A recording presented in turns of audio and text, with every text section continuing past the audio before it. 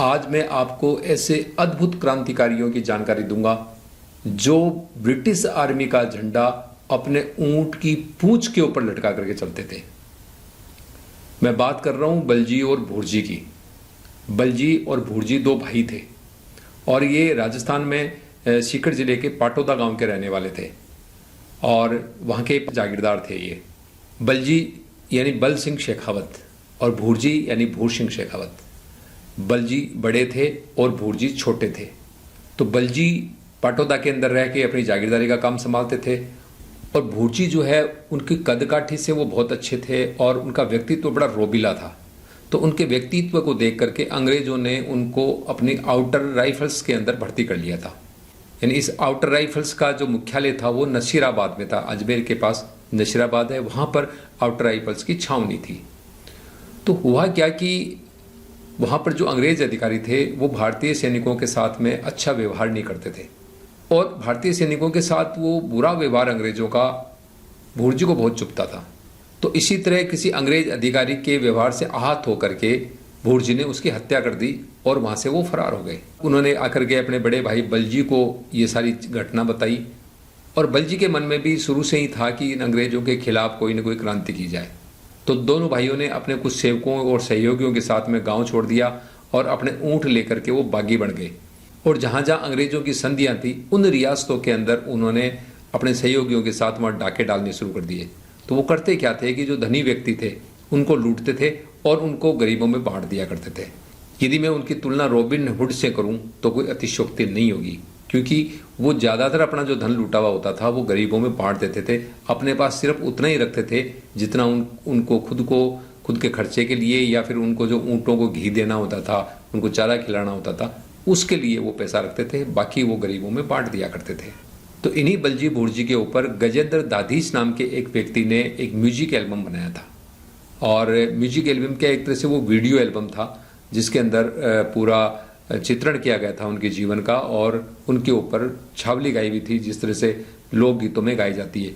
क्योंकि बलजी भुर्जी के ऊपर अक्सर गांव के अंदर लोकगीत गाए जाते हैं और तो और जहां पर वो पुलिस मुठभेड़ के अंदर मरे थे वहां पर आज उनकी पूजा होती है, लोग उनसे मन्नतें मांगते हैं। अब मैं बात कर रहा हूं भुर्जी की।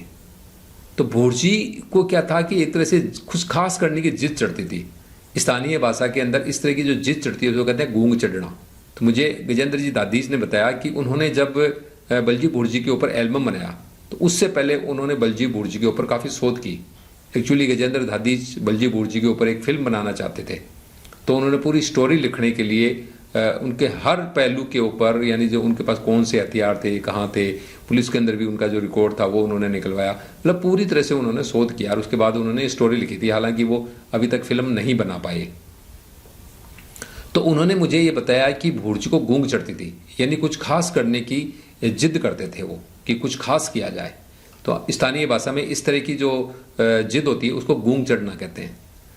तो गजेंद्र दाधीच ने मुझे बताया कि भुर्जी को जिद हुई कि कुछ खास किया जाए और कुछ खास किया जाए क्योंकि नसीराबाद के अंदर जो आउटर राइफल्स की छावनी थी जहां से वो भागे हुए थे उसका झंडा लूटा जाए ताकि उनकी किरकिरी हो। तो बलजी और भुर्जी ने अपने सहयोगियों के साथ किसी तरह से आउटर राइफल्स का झंडा लूट लिया, चाहे उन्होंने अटैक किया हो या उन्होंने कोई फौजी ड्रेस के अंदर गए हों और वहां से वो झंडा निकाल के ले आए हों, वो एक शोध का विषय है। लेकिन वो झंडा ले आए और वो अपने ऊंट की पूंछ पे उसको लटका के रखते थे। जो यूनियन जैक था उनका या आउटर राइफल्स का जो भी झंडा था उसको अपने ऊंट की पूंछ के ऊपर लटका के रखते थे। तो जैसा कि मैंने बताया कि बलजी भुर्जी सबसे ज्यादा जो धाड़े है या जो डकैतियां डालते थे वो डालते थे मारवाड़ के अंदर। तो मारवाड़ की जो रियासत थी यानी मारवाड़ की जो सरकार थी वो इनसे बहुत त्रस्त थी। तो आखिर उन्होंने एक बहुत ही जांबाज पुलिस अधिकारी थे, उनके नेतृत्व के अंदर उन्होंने 300 सिपाहियों का एक दल बनाया। उस दल के मुखिया थे जोधपुर के जांबाज पुलिस अधिकारी बख्तावर सिंह जी माहेचा। तो बख्तावर सिंह जी के नेतृत्व में जब 300 आदमियों का दल इनके पीछे पड़ गया और आखिर एक दिन बख्तावर सिंह जी को मुखबिर से सूचना मिली कि बलजी भुर्जी किसी गांव सैनुसर गांव के पास में है और 30 अक्टूबर 1926 को बख्तावर सिंह जी की टुकड़ी के साथ इन दोनों भाइयों की मुठभेड़ हुई और उसके अंदर वो शहीद हो गए। तो ये थी जानकारी बलजी और भुर्जी की। जिन्होंने अंग्रेजों की नाक के अंदर दम कर दिया था। हालांकि रियासती काल के अंदर डाकू कहा गया, तो ये लोग डकैती डाल करके माल अपने घर नहीं ले जाते थे, ये गरीबों के अंदर बांट दिया करते थे। इसलिए इनको, हम शेखावाटी के जो लोग हैं, हम उनको डकैत नहीं मानते, हम इनको क्रांतिकारी मानते हैं। धन्यवाद।